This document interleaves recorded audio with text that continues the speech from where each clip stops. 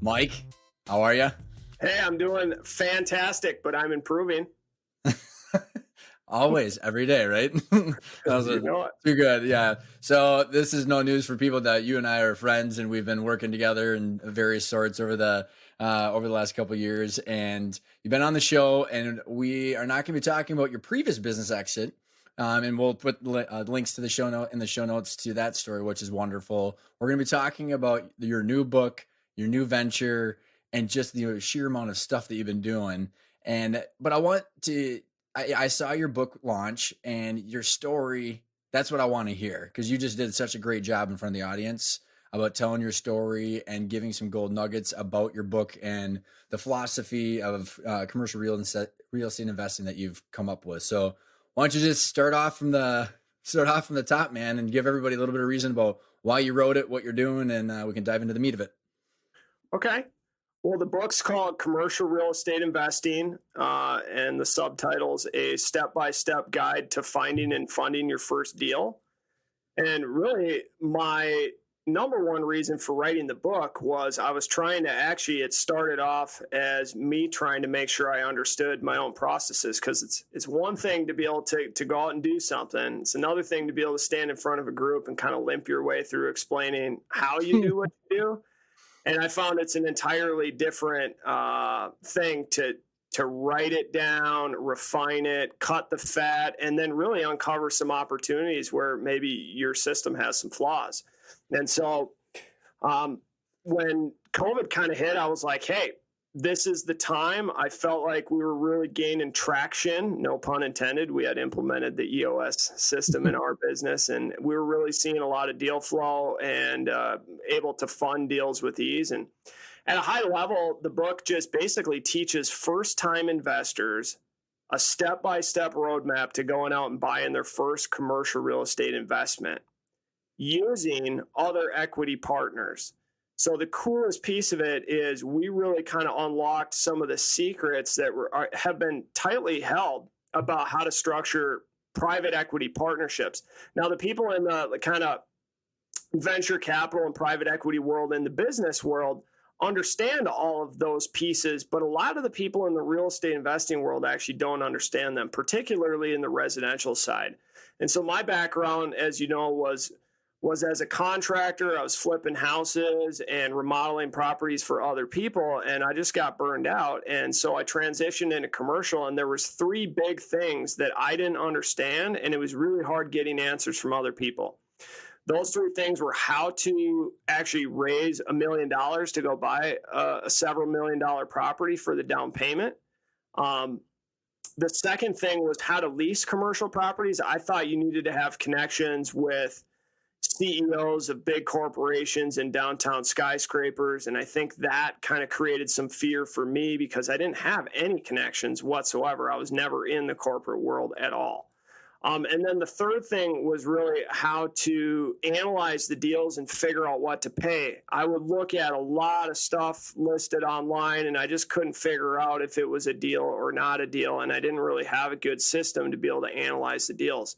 Those three things combined held me back from getting into commercial real Mhm. estate as they hold a lot of house flippers and residential investors. What? Mike, I was gonna say, let me pause you for a sec because why this is so important for the listeners is because people that are tuning in are looking to either buy a business, sell a business, grow value to exit. And commercial real estate is such a huge component of their net worth if they own a building and they're renting from themselves for their business. And I also know that like entrepreneurs themselves like to have their fingers in a lot of different things. And I'm kind of just setting some of the stage for what some of the things I know you're gonna be able to dive into. But whether someone wants to do this after they sell their business or they want to diversify their wealth outside of their business, whatever spectrum they're looking at, like wherever they're at in the spectrum, I think that this, as you're about to jump into this, it's relevant to them because entrepreneurs and investors are all kind of blended together. So I just wanted to make sure that was very acutely or shine a light on because it's going to be relevant. It's not just for real estate investors. Yeah, 100%. In fact, our coaching program is really geared towards people that are crushing it, doing what they do best. A lot of business owners, high net worth individuals, and high income earning individuals can all benefit tremendously from using real estate, and particularly commercial real estate, as an investment vehicle to deploy capital and get absolutely phenomenal returns. And one of the things I know me and you talked about on a podcast that the recording didn't turn out that well, but we really looked at like, how is valuing a piece of real estate different than a business, and how is it similar? And we go into some of that in the book. And really, I just kind of changed the game on the whole term cap rate. It's so funny because valuing a business is so simple. It's like, all right, figure out the EBITDA, normalize the EBITDA, and then figure out what the multiple is that the market's going to pay based on the sustainability, transferability, and predictability of Look at that. Yeah. That's in your classes, right? I love And it. I used a lot of that stuff, and it's the same thing in real estate, right?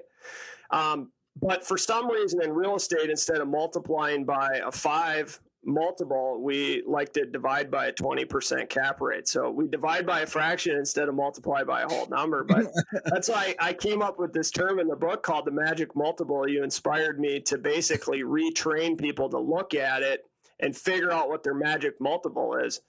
And it's one of the coolest things that kind of changes the game for you. So going back to my original story about how I was struggling to analyze deals, now I can essentially figure out what the base rent rate is and apply my magic multiple and figure out literally on the back of a napkin in like 30 seconds how much I can pay for a property to achieve my desired profit margin.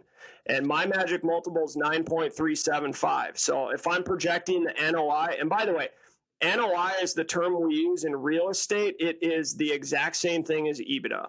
So it's the operating cash flow, and we're setting aside any cash flow from investing or financing activity. So it doesn't include mortgage payments. It doesn't include anything that we're putting on the balance sheet and then amortizing or depreciating, like closing costs and capital improvements and those types of things. So I love it. What? Oh, sorry, no, go ahead. To wrap that thought up, as far as like analyzing, all we have to do is basically figure out what the EBITDA of the property is going to be in the future when it's stabilized. Because we buy, I teach people to buy value add properties, and that's just a fancy term for properties that are underperforming financially, where we can increase that financial performance and increase the multiple of that cash flow stream that somebody's willing to pay for it in the future by kind of de-risking it. And so it's the same thing. People buy these distressed businesses. They increase the EBITDA, they increase the multiple, and then they turn around and either recapitalize or exit. I love it, man. It's the same process. I love how clear it is that you describe it too, because it's just like you said, it's the back of the napkin math, and what you have built is the opposite of the back of the napkin. So how you described it is very clear, but there's a lot of guts below this that we're going to get into. I think one question before we jump into some of the technical natures of this and your steps, Mike, is why commercial real estate? So when you get done selling a business and you're going, okay, what do I do now? I've got some capital. Why commercial real estate? And why do you believe that there's such an opportunity inside the commercial real estate landscape? Well, there's a few options you have, right? You can hand your money to your financial advisor and let them go buy some mutual funds or ETFs or individual stocks or whatever, right? And that's all fine and dandy. At the end of the day, though, you cannot really control anything other than your financial advisor and what they're choosing to invest in, but you cannot force any appreciation on your portfolio. And guess what? The rug can get pulled out from underneath you. Whereas if you follow my 7-step system to invest your capital that you may have from exiting out of a business, not only are you going to get much, much better tax benefits, one of the main reasons we buy real estate, and we can get into some of that. I mean, most people know about depreciation. I find a lot of people don't know about bonus depreciation. And when you buy $1 million property and you put 30% down or raise $300,000 in equity capital, a lot of times in your first year, you're getting a $300,000 to $400,000 write-off because you're able to segregate the value of the building into different buckets, and you can write the 5, 7, and 15-year property buckets off 100% in the year you acquire the property. And in most of our properties, those are like 30 to 40%. So remember, you raised $300,000 or put $300,000 into the deal, and you got a $300,000 write-off. You're getting like literally dollar for dollar.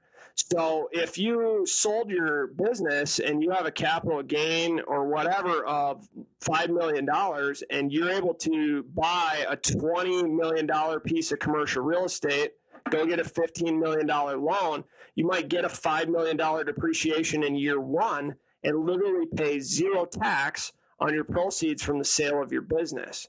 And that's what I think is so exciting about it. And not only that, but if you buy the right type of commercial real estate, you might be able to put $2 to $3 million into that, be all in for 22, 23 million. And because you've increased the underlying NOI, which again is the EBITDA equivalent, and the underlying multiple, which is just the inverse of the cap rate, basically you're bringing the cap rate down, and that building might be worth 27 to $30 million.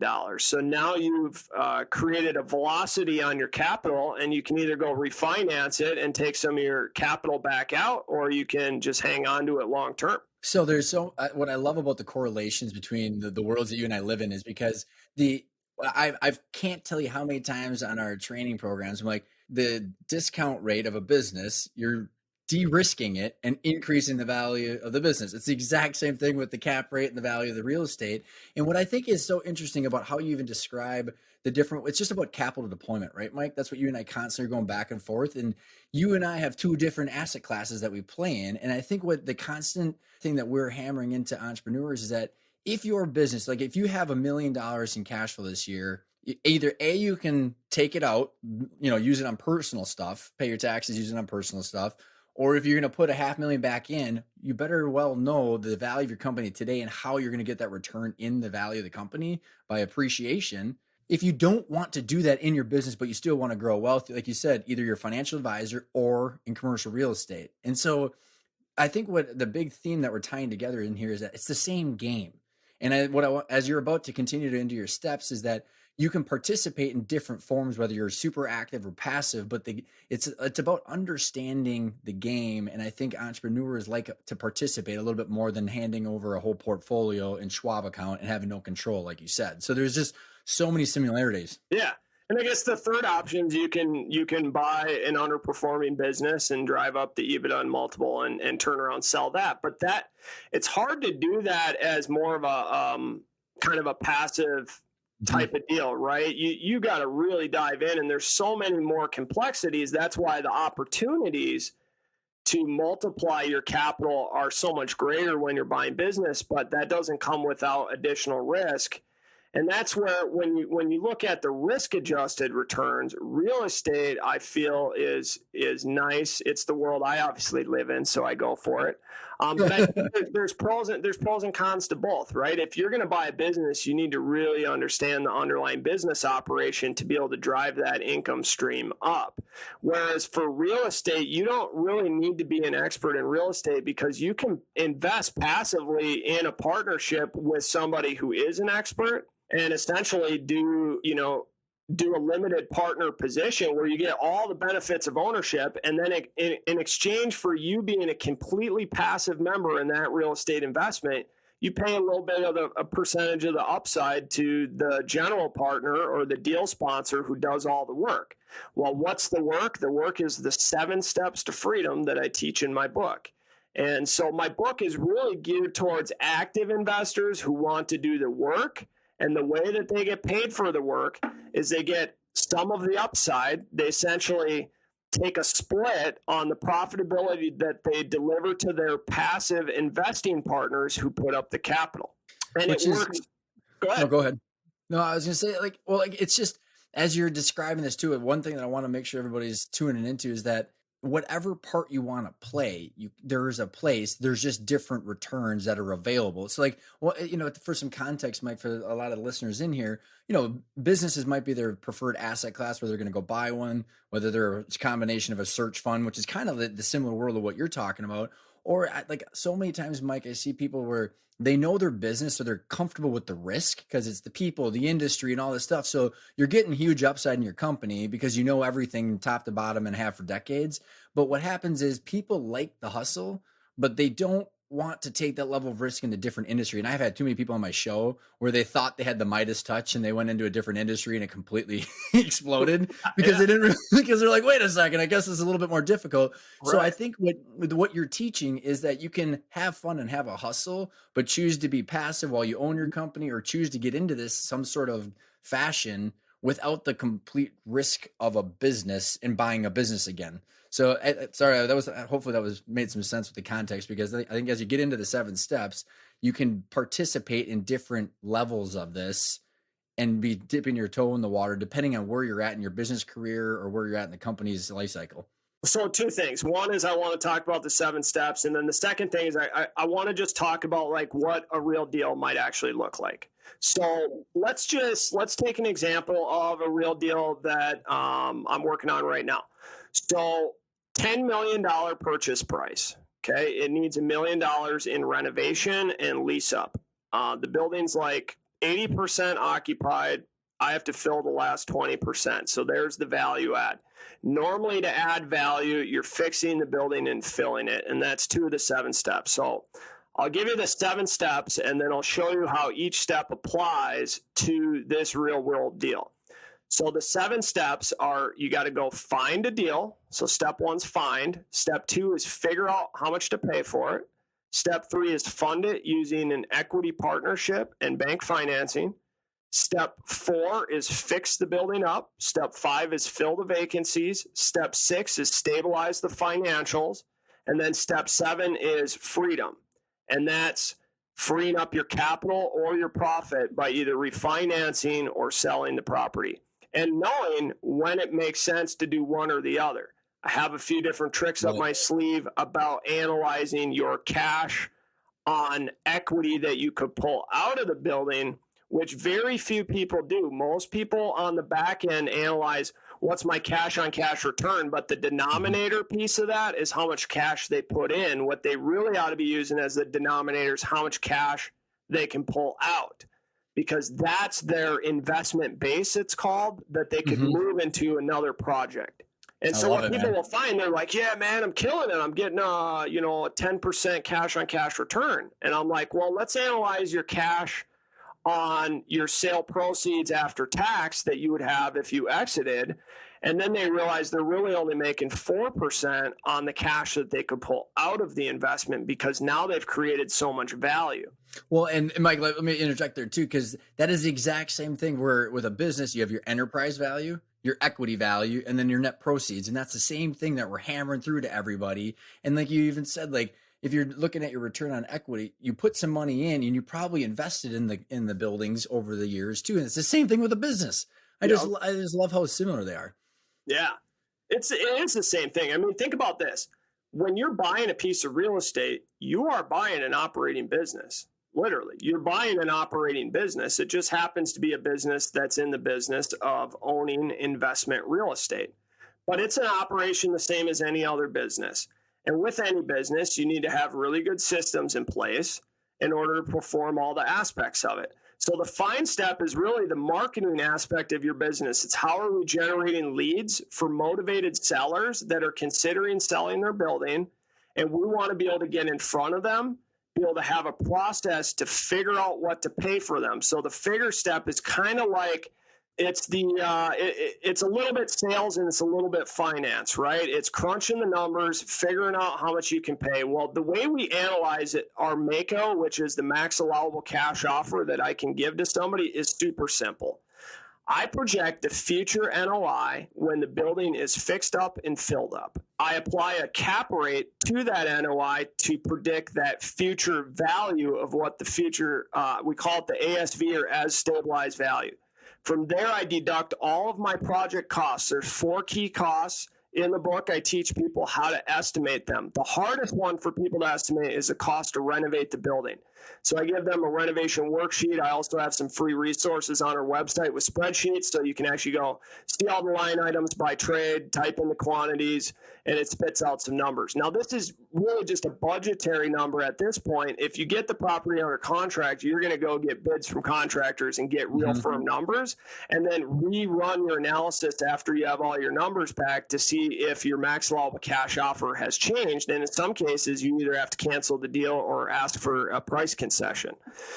So we're projecting the future as stabilized value. We're deducting our four costs, which are the cost to fix it, the cost to fill it, the cost to close on the project, and the cost to hold it. And there's only holding costs if you have negative cash flow during the stabilization period. So if I buy a vacant building, I still have operating expenses for the building and I have debt service. So I have negative cash flow. That cumulative negative cash flow, I would actually put in as a cost. Essentially, I'm deducting from the price I can pay to account for the fact that I'm going to have negative cash flow for 6, 12, or 18 months. And so let's take my $10 million deal. The as stabilized value is $15 million. Now I have $1 million in costs, so my break-even purchase price is $14 million. And then I say, well, what is my desired profit margin from there? So we basically project the future value, deduct the cost to back into our break-even purchase price. And then it's kind of whatever number you want to make. I shoot for the larger of 20% margin, sometimes 25% margin, or $250,000 in profit if we're doing a smaller deal. And so in that case, we analyzed that deal and built in a $4 million margin, and my max allowable cash offer was $10 million. But it's nice to know the break-even purchase price, because if they counter at, say, 11, I can figure out what my profit would be down to the dollar by simply subtracting their counter offer price from my break-even purchase price. In this case, it would be like $3 million. Well, and it's real math, right? Like I think about, Mike, how many entrepreneurs or hustlers have you and I known? We're like, dude, sweet deal. We got this awesome deal. The potential's amazing. And it's literally just all gut, right? Like there's going to be cool things coming up around here. There's this awesome brewery. Like it's all just based on like what people like, where they are, like, you know, things that they're familiar with versus like we're backing into the exact returns that I want and how much we need to go get it. I just love it. Yeah. So that's the figure step. That's figuring out how much you can pay for. That's the max allowable cash offer. You're projecting the future value, deducting your costs and a desired margin to back into how much you can pay today in order to achieve that desired margin. Now, keep in mind that it's price or terms. So if they're stuck on a price that's higher than my MACO, sometimes I can pay that price if they give me favorable seller financing. So for example, right now I have 8 properties under contract, actually 7. I just canceled a 42-unit apartment. The numbers didn't work out. The seller didn't want to work with me and I canceled it. But on almost all of the other deals, I have some kind of seller financing element. Several of them are contract for deed where I'm putting 10% down and they're carrying a contract for deed on it. A lot of them I have like where I'll go get 75% or 70% bank loan and they're taking a 20% second mortgage or seller carryback loan in second position on the property at very favorable interest rates and amortizations, like 30-year amortization at 3.5% interest. What that allows me to do is raise less equity or potentially just do the deal by myself without even bringing in partners.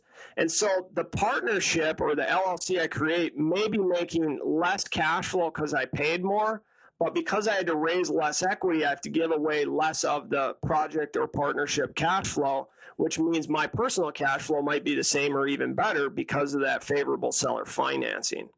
So that's the price or terms game. We teach people kind of 4 key offers that we commonly make and do deals. One's a master lease, one's a contract for deed, one's a seller carryback, and the other one is like an option. Sometimes you can buy an option on a property and pay $5,000 to get an option for 6 or 12 months. And that way it eliminates some of the risk if you can't get that property up to a certain value beyond that option to exercise that option, the same as stocks and bonds. So here's what's really cool. So you take that deal, I need $11 million in capital. So let's say the bank's going to give us 70% or $7.7 million. Now I got to go raise $3.3 million. So now we're on to step 3. So step 3 is funding. And there's three pieces to that. One is underwriting the deal. So doing all that deep, fun, detail-oriented The analytical, the Literally. So we're interviewing the tenants. We're talking to property management companies. We're collecting all the seller documents, reviewing their financials. We're taking their profit and loss and their 12 months of bank statements, and I actually take the PDFs of the bank statements they send me, extract them into Excel, and run pivot tables on it to see if the actual income and expenses in their bank account matches their P&L. Yeah, Because right. it's really easy for people to manipulate a profit and loss statement by exporting out of their accounting and going and typing their own numbers in there or deleting some line items. It's very difficult to cheat on a bank statement. So there's just a lot of things that we've figured out to de-risk these projects. And there's really two types of risk that you take in real estate investing. There's long-term risk and short-term risk. And in the book, I kind of teach people, but as a high level, long-term risk is the risk that you can't make your mortgage payment or that you have to exit out of the property for less than you have invested into it totally. Now, that's why I think like buying a nice, pretty apartment building that's fully occupied at market rate rents and paying top dollar for it by paying a really, really low cap rate on that or a high multiple of that income is the highest long-term risk investing strategy you can take. Because if some of the market metrics change, like vacancy goes up or cap rates go up or perhaps rent rates kind of stay stable, then what's going to happen is you may have a building that is going to net you less than you've invested into it because you haven't created any value. And that's why I love the value add strategy. It combats that long-term risk because the value may drop, but it's not generally going to drop below your basis in the building. It may drop below what the market value was last month, but you're only eating into equity you've created, not capital you've contributed. Well, and Mike, I think this is such an important comment and concept for every investor that is listening in, because if you own a business, you're an investor. If you have stocks and bonds, you're an investor. Or commercial real estate, you're an investor. What you just described are just fundamentals, and I think it's so refreshing, Mike, because you and I working in privately held businesses and commercial real estate, like you have to be based in fundamentals. The amount of people that are ignoring fundamentals of investing right now specifically are off the charts. Like you don't need to make money. It's all, this moonshot stuff. And it's like, if you buy at the highest amount possible of the PE ratio of a stock and bond, or of a stock, it's eating into your returns. Like the only way to go down only way to go is down. And it's like, it's just important for everything should be value add, right? Isn't that the whole Buffett philosophy from the very beginning is you want something that you can control to go up in value. And I think it's just important because you just highlighted the fundamentals that are just unfortunately not too front and center these days. Well, I mean, there's like, for example, there's only 2 colleges in Minnesota that have a real estate degree. And I've talked to different professors that work at both of them. And I even have a CCIM designation, which is like the highest private designation you can get in commercial real estate. And you take 200 hours of coursework to go through that and get that designation. And you know what they pound in your head is discounted cash flow analysis, right? Mm-hmm. All the discounted cash flow. So essentially, you're discounting back using this discount rate. And the problem with that and the IRR kind of approach to valuing properties is it is very, very heavily dependent on your exit assumption for price. And you can literally manipulate the yield on the investment by changing the exit price. And that is the number one impact on the entire project IRR. The other thing I hate about it is it's like, what is the correct discount rate to use? So that's why, like, I learned all that stuff and it's great. I love spreadsheets. I was a finance major at the business school at the University of Minnesota. But at the end of the day, you just cannot analyze value add deals that way. You cannot take the current net operating income and apply a cap rate and derive a meaningful value. Because what happens when I buy a vacant building? It has zero income, has tons of expenses still, so has a negative NOI.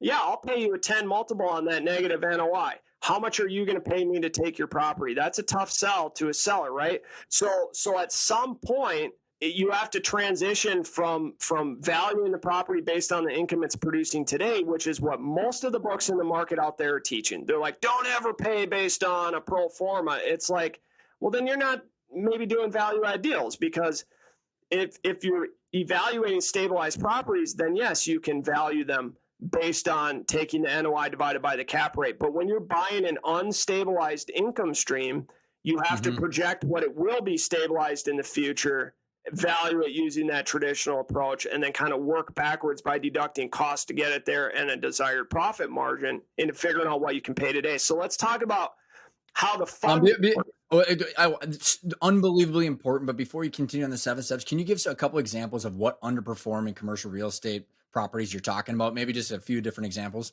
Yeah, we do all 4 asset classes. We own assets in apartments or multifamily, warehouse, or often referred to as industrial. We do a lot of suburban office. I don't love downtown office, but we're seeing a big opportunity in suburban office, because here's what's happening. The perceived risk does not match the real risk. The perceived risk is that suburban office, like, no, that's crazy. You just open up any newspaper and there's massive fear factor in suburban office. So we're picking up properties at like $50 a square foot that rent for like $14 to $16 a square foot gross. And after expenses, I'm netting like $8 to $10 a square foot. So when you take like my net rent rate per square foot divided by the purchase price, and that number is like 20%, you can get some, and you apply leverage to that, you can get some massive upside on it. And you can also absorb a significant amount of vacancy and still have your financials play out the same way an apartment would, where you're buying that same income stream. So let's look at 2 examples, right? We got an apartment that's stabilized, generating $100,000 of NOI. Let's say I value it at a 5 cap and I go pay $2 million for that. And now I got to go get a $1.5 million loan on it. I take the same $100,000 income stream on an office, but it's not actually generating $100,000 today. Let's say it's break even. The NOI just covers the debt service.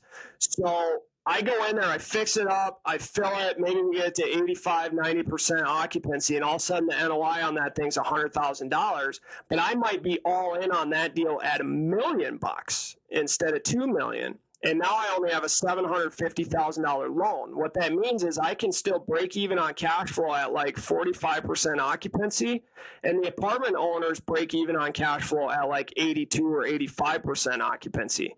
So people are like, people have this, like, everybody's brainwashed, especially people that are investing in apartments or residential real estate who want to get into apartments, because that's what they know. They've been a renter, so they understand the end demand. And I'm not going to lie to you. In some cases, the end user demand, the risk for that and that demand is higher in apartments. But when you look at the underlying financials, I think, in my opinion, you're taking significantly more risk buying apartments, because it's the sexy girl at the bar that everybody wants, right? You got 100 different investors going after one deal, where when we're looking at suburban office, nobody's buying suburban office. So we can kind of pay whatever we want to pay, and we're able to get a lot more aggressive in negotiating our deals. And then the last one's retail. We own some retail properties, but they're a lot harder to evaluate than warehouse and office buildings, because location is so important. You could have 2 identical buildings that are literally kitty corner at the same intersection, and they're valued massively different. Whereas warehouse and office tend to be pretty much very similar rates across the metro within an MSA or a major metropolitan area. And that's why I love doing those, because you can evaluate them so easily by just figuring out how many square feet it is and what your magic multiple is, and figure out how much you can pay. I love it. So now we're back on to funding, right? Sorry, I've been throwing curveballs at you. Well, we started with find. We find them. We do direct marketing. So we call people, we text owners, we send them some pieces of mail or flyers or whatever. We'll hit them with all that, and then we work through brokers, and we pay brokers really nice to bring us pre-market deals. That's our 2 top ways of generating deal flow. and you can't be lazy out there. We have a reputation for closing at the price we agree to, being able to get an offer put in their hands in very, very short order, and always getting our deals funded. So that's how we find them. We figure out what to pay using that approach we talked about. Now here's how we fund them. So let's say you sold your business and you got $3 million in cash and a massive capital gain, and you're trying to figure out what to do with my money. You can give it to your financial advisor. You can buy a business, which you may be able to do that. But if you don't really want to do that and you want to just get your money to work, you can get somebody like myself, and there's tons of active deal sponsors that do private real estate partnerships across the country in whatever asset class you feel the most comfortable with. I love doing suburban office and small bay industrial. The demand on small bay industrial is absolutely insane, and the economics on suburban office are incredible. We have one building that we just closed on this year, and once I have it stabilized, that single building will pay our partnership $30,000 per month. Now, what I'll do is I'll split that money 50-50 with the person who put up the cash. So they put up the cash, they get 50% of the upside, I do all the work, and we get 50% of the upside. It's the most simple partnership structure that we can do. Now, sometimes I'll pay them a preferred return on their money, or kind of I give them like a dividend on their money before we start splitting the upside. So they might get 6, 7, or 8% per year on their money before we split the upside. And that way they kind of hit a minimum return before we start getting paid. And then we kind of split the upside. Now, sometimes by the way, that's almost exactly how private equity LPs and GPs work too, where there's like a hurdle rate, and then everything after that they get to the split. How did you guys get to the 50-50 split, or is that just a basic example? We've been delivering returns in the high teens to our investors and low 20s pretty consistently now, and we just have a group of repeat investors that are happy with those types of returns. Here's the thing is some people get hung up on the splits. Like, oh, well, I can go invest in this apartment syndication and get 70%, and the sponsor's only taking 30%. I'm like, great, if you're happy with your 12% yield that they're going to deliver to you, because they're going and buying a product and they're paying a 5% cap rate on the in-place NOI, and there's not as much room to grow it. So don't get so caught up on the split, and really look at what is the overall project, what's the risk we're taking, and are you diversifying across multiple assets? Don't throw all your money into one. So one of the things, basically how we've been doing it up until now, Ryan, is I go find a deal, I make a few phone calls, maybe I do a little pitch deck, like a PowerPoint presentation, I do a webinar, I bring in my closest investors, and I get my deals funded. Now, when I was first starting, it wasn't that easy, right? Your first baby's the hardest. You're scared shitless, you're driving 10 miles an hour on the way home. Raising money for your first deal is, I got denied by 10 banks, and it literally took me 6 months to raise $500,000. I could raise that with one phone call today. And so I just want to be realistic for the people that maybe are just getting started. If you want to do the work and be the active investor who gets paid for the work. But what we're talking about here is there's an opportunity for people who've sold their business to partner with a guy like me or other deal sponsors that are reputable and get all of the benefits of real estate ownership with none of the work. It's truly passive returns.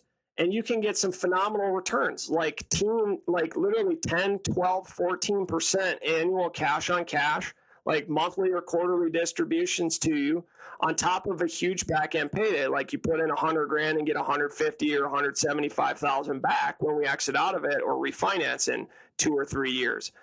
So you can kind of get this velocity of capital, but we outgrew the single asset funding model. I knew that was going to come and the time is right. And so we've set up a multi-asset fund model now where we do it in reverse. Instead of finding the property and then putting the investors into the deal, I've actually gone and raised capital from investors first, and then now we go get the deals.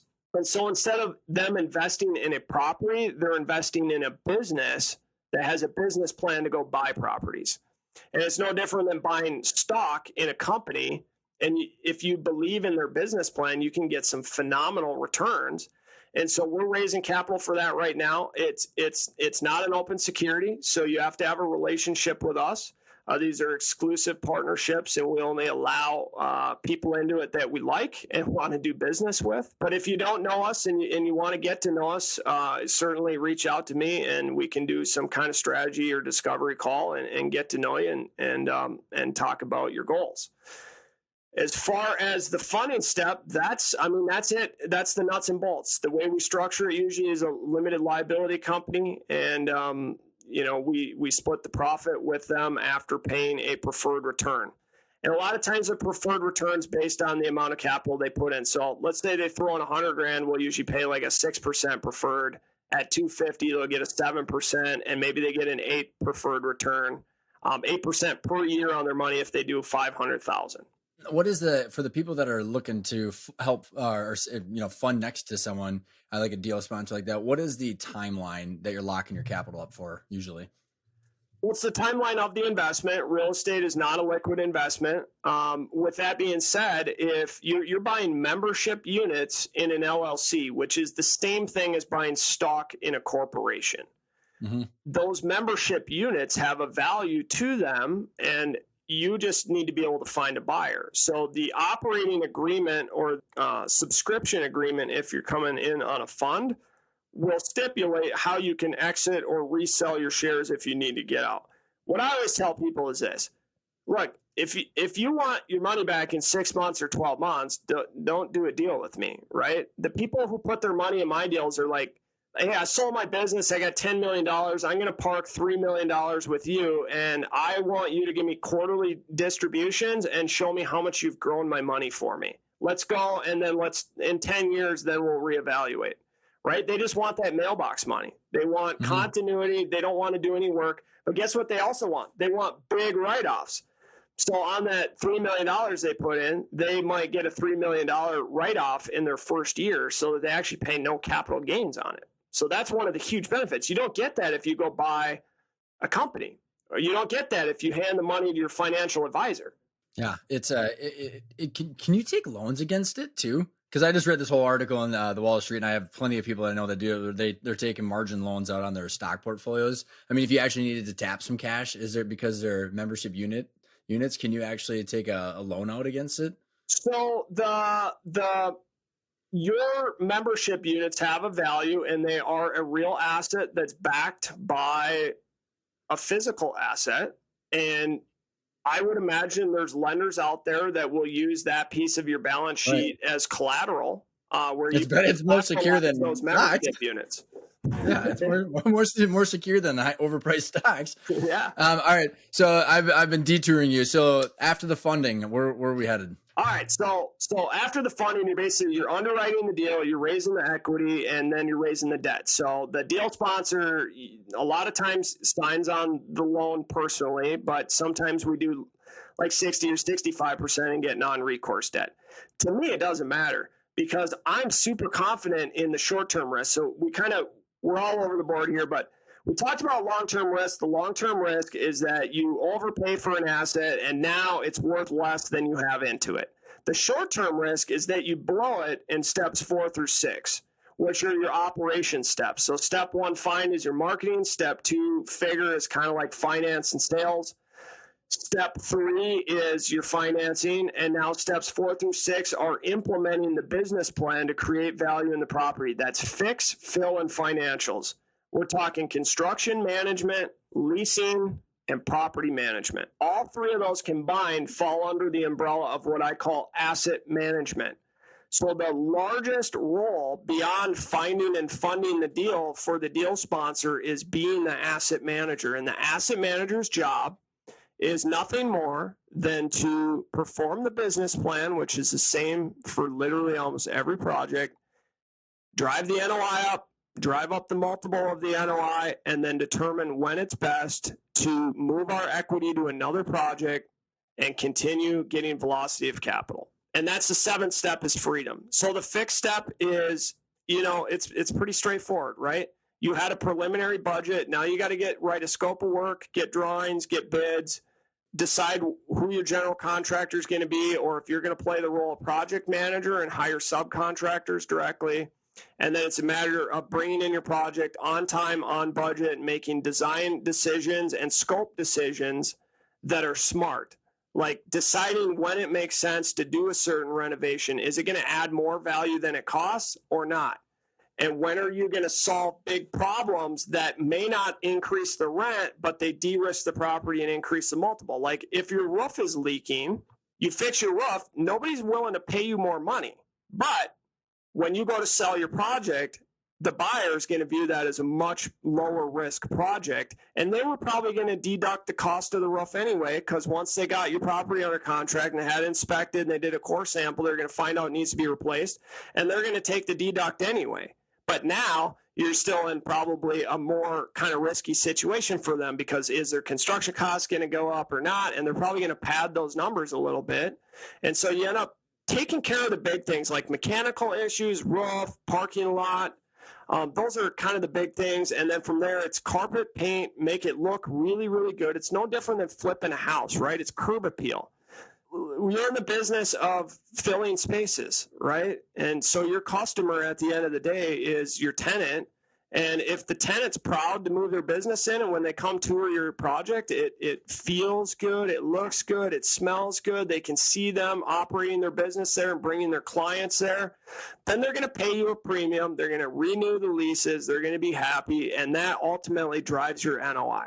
So filling the leases, that's post it online, get a sign out front, and then what we do is we have a web scraper that goes through Google, Yelp, and all that. We type in keywords and zip codes, and we generate a list of neighboring businesses, and then we literally reverse prospect them and force our listing in front of them through a series of direct marketing campaigns. The same thing we're doing to generate deal flow for our acquisition pipeline, we're doing for our leasing pipeline. So that's direct mail, text, ringless voicemail, emails, and calling campaigns. Those are our top 5 tactics. And I got a comment here because, man, I'm in so many, entrepreneur communities, online communities, where it's just like tons of people building funnels. You and I have talked about this millions of times, Mike. And like, there's all these agencies that create these funnels for people. And then people are like, why can we never find any good marketers? And I'm like, it's someone that has figured out how to market something, whatever it is, doesn't do it for other people. They do it for themselves. And like what I watched you do on your sales and marketing funnels, Mike, I'm like, you could sell that shit to any business because of how elaborate it is, but you're doing it to build wealth in real estate and to build a business. So it's just, I like I said, I had to comment because it's not some fictitious thing. Like the whole client acquisition cost is all built into the numbers, right? So you built that whole system that's effective, but then the wealth generation is on the real estate and everything that you're talking about. So it's just something that I've observed, because so many people, they get, the dog and pony show from marketers, which there are good ones out there, but there are a lot of people that just confuse people when really that you're so held to your standards of success on the real estate side that you've made the marketing and sales funnels work. And I just laugh because of how awesome it is. Yeah, me and you were talking about that, and you've been a really good advisor on our board of advisors to really help me just like think through some of this stuff. And I was going off on all kinds of tangents and stuff, and you're like, helping me just refine and focus and asking the tough questions, right? Seeing the blind spot and kind of raising and poking at like, well, what if this and what if that, or what are you doing about that? And so I'm so grateful to have you really advising me in that regard, and would highly recommend anybody out there takes a look at Ryan and his team for helping take your business to the next level, because he has really, really helped us streamline. And, if you never quit and you keep trying, you're going to see success. But when you get good, smart people on your team of advisors, you can get that success a lot faster with a lot less headaches. And so it's money well spent for sure. So to wrap it up, the financials piece is the property management, and that's really where we're actually creating a budget and making sure that the leases are enforced. Like if we're supposed to be billing back utilities, that we actually do it, and using a property management software that automates rent collection and automatically charges late fees, and getting your tenants to pay through ACH to reduce admin costs, and negotiating better contracts across the portfolio of properties with vendors for lawn and snow and janitorial, and doing fixed rate contracts, not pay as you go, where you have these high highs and low lows. Remember, you want that stable income stream. Doing budget plans for utilities so you have stable expenses every month. Challenging your property tax valuations like clockwork on every property every year, if it makes sense. Having a good attorney who does that for you and can analyze when it makes sense to challenge them or not, and works on a contingency basis so they only get paid if they save you money. Figuring out how to administer net leases and collect CAM and tax and reconcile the CAM and tax budgets against what they've paid in for the year, and making sure that you're not leaving money on the table. That is all property management, and having a really good property management partner. Look, I was an idiot. I thought, I'm going to vertically integrate. I'm going to do all my own leasing and construction and property management. And, at the end of the day, what I realized is when you're doing all those things, you're not doing them to save money and grow your investing business. You're actually creating a whole nother business. And that business on its own better be profitable, and it better not take away from your core business.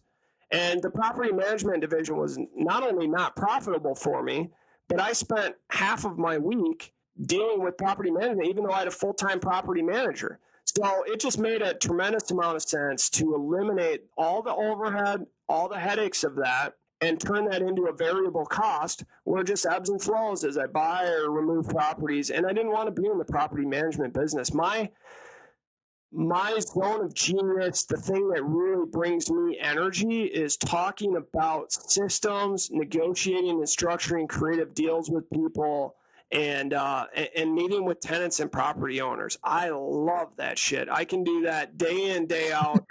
And it really brings energy into my life. And I find brushing shoulders with these people really increases my trajectory in life. And that's why I love commercial real estate. You had asked at the beginning, like, why commercial over residential? It's like, dude, all things being equal, all the money and everything being equal, do you want to do one $5 million commercial deal and add 10 grand a month in recurring revenue for as long as you own that property? And your clients that you get to deal with day in and day out are really cool little entrepreneurs that are the CEOs of their company, and that's who your customer is? Or do you want to buy an apartment complex and compete against every other Joe Blow out there? I have apartments under contract. I talk about them so negatively, but I'm just trying to change the game on people, because everybody thinks like apartments are the only other lot. Like I have so many people who sell a business or whatever to have cash, and they're like, well, I feel more comfortable investing in apartments. Yeah, give me a duplex, Mike. Yeah, right. Well, I'd rather invest in apartments. There's way less risk there. And it's like, all right, I had a boot camp where I had 10 students in a van, and I was driving around. I heard them all back there like, yeah, we're going to do apartments and this, that, and the other.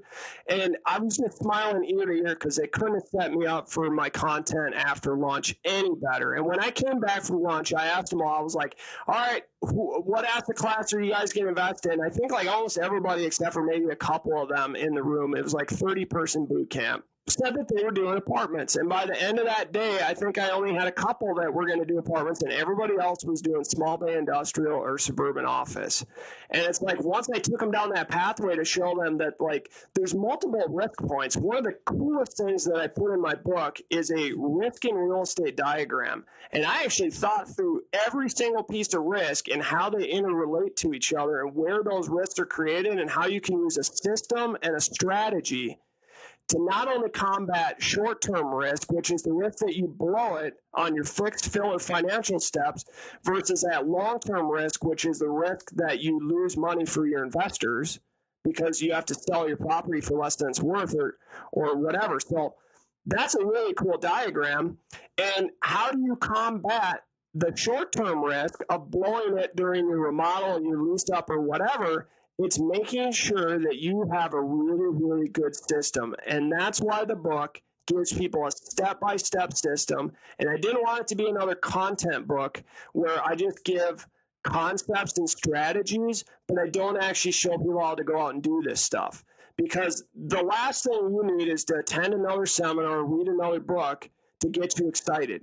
You're either already excited or you're not. What you need is you need to figure out if you want to be an active or a passive investor. If you're an active investor, literally read each chapter, do the homework, consider getting involved in our commercial investing mastery program. If you're the type of person that learns better from a course in a group setting where you can get questions answered, hey, I got this deal, I'm dealing with this, how do I deal with that? That's what I can't solve for you in the book, but I can solve for you through our commercial investing mastery program.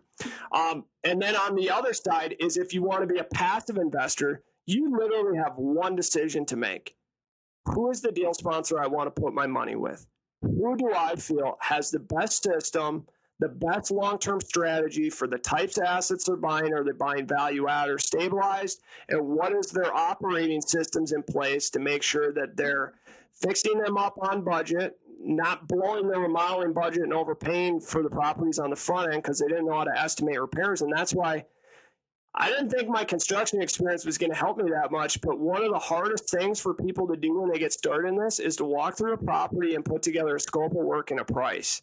And that's one thing that just continues to pay dividends over and over and over again for us. And then how are we projecting the income? You have to know what the market is. And when you're out there doing leasing day in and day out and actually talking to tenants and generating leads and doing showings, you know what the market is.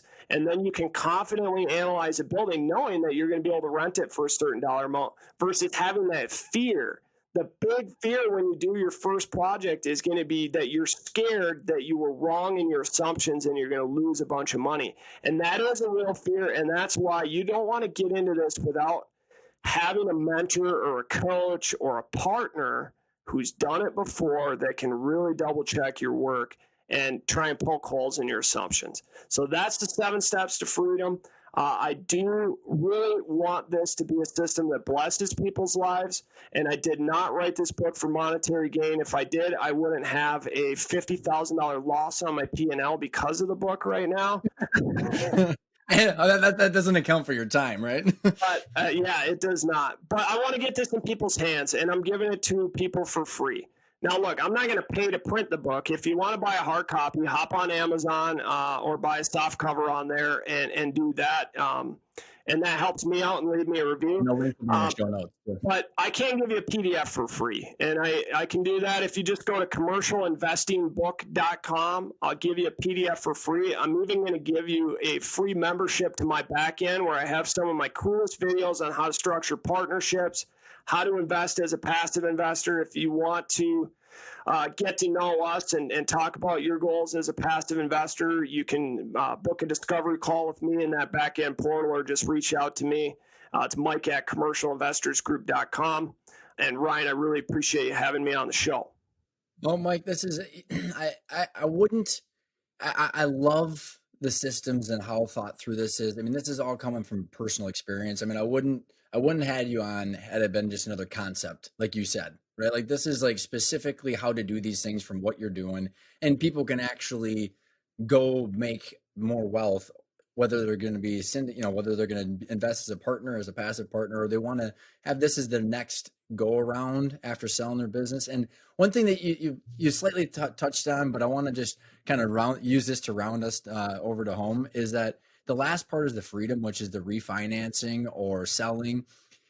What is very different about real estate than businesses is, and I think there's different degrees of this thought process based on generations or industries of you're going to sell it at some point. Like everybody knows that with real estate, you don't have to hide it or anything like that. We're like, when we talk about growing a more valuable business with the end in mind, you're going to have more options to recapitalize, do an ESOP, do private equity, sell to an internal buyer if you build the intrinsic value. And you're talking about the same thing. Like you're talking about recapitalizing, and the bank's going to give you more money if you want to refinance that. You can do the same thing with your business. People just put their head in their sand, put the head in the sand. And so like, there's a way to get the money back out, and it's all predetermined from the back end, right? So like, you're not going to just hope and dream at some point you're going to do something with this. So I just wanted to round that home. And the last question, because you've already given all your contact information, is I ask everybody what the word intentional means, because I love hearing different people's definitions, and it's the name of the show. So Mike, the word intentional, what does it mean to you? It means where your activities align with your plan. Drop the mic. Mike, thanks so much for coming on the show, man. I appreciate it. A lot of fun. Hey Ryan, it was fun, and dude, we still got to get that wake surf on the books. Holler at me separately. Oh yeah, we got like only a couple more weeks. Yeah, man, we're getting down there, dude. Me and James been spending some good time out there, so we'll be in touch, and I appreciate it, man.